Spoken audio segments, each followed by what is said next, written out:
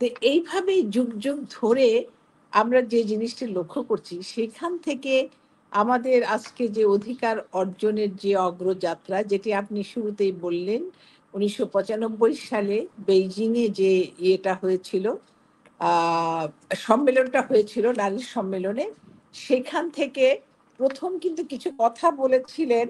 আপনাদের নিশ্চয়ই মনে আছে যে সেই বিশ্ব নারী সম্মেলনের নেত্রী ছিলেন হচ্ছে গার্ট্রুড ম্যান্ডেলা, এবং তিনি বলেছিলেন যে আসুন বিশ্ববাসীকে আমরা গর্বের সঙ্গে বলি যে নারীর ক্ষমতায়ন হচ্ছে গোটা মানব জাতির ক্ষমতায়ন।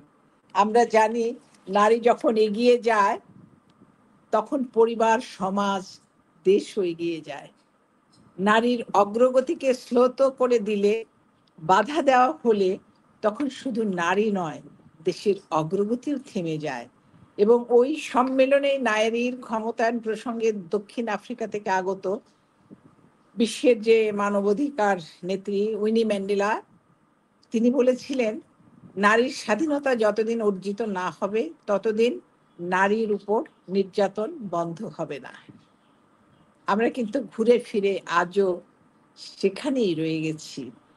আমরা সেই যে আমাদের প্রথম যে নারী আন্দোলনের নেত্রী, পুরোধা নেত্রী মেরি অলস্টেন ক্রাফটের সেই আপ্তবাক্য, যতদিন না নারীকে আপন চেতনা লব্ধ যুক্তি প্রতিষ্ঠা করতে দেওয়া হয়, যতদিন না নারীর বিচার ক্ষমতা গড়ে ওঠে, ততদিন মানব সমাজের প্রতিবন্ধকতা রয়ে যাবে।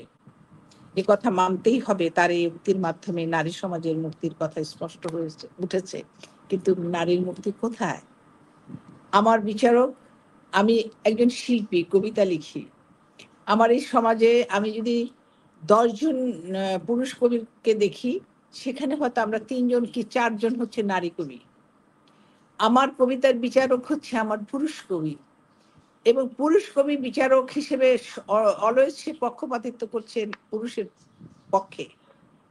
নারী কিন্তু অবহেলিত রয়ে গেছে, এবং নারীর লেখাকে তুচ্ছ তাচ্ছিল্য করে বলা হচ্ছে মেয়েদের লেখা, এ আর কি করে পুরস্কার পাবে, এটা পুরস্কার পাওয়ার যোগ্য না।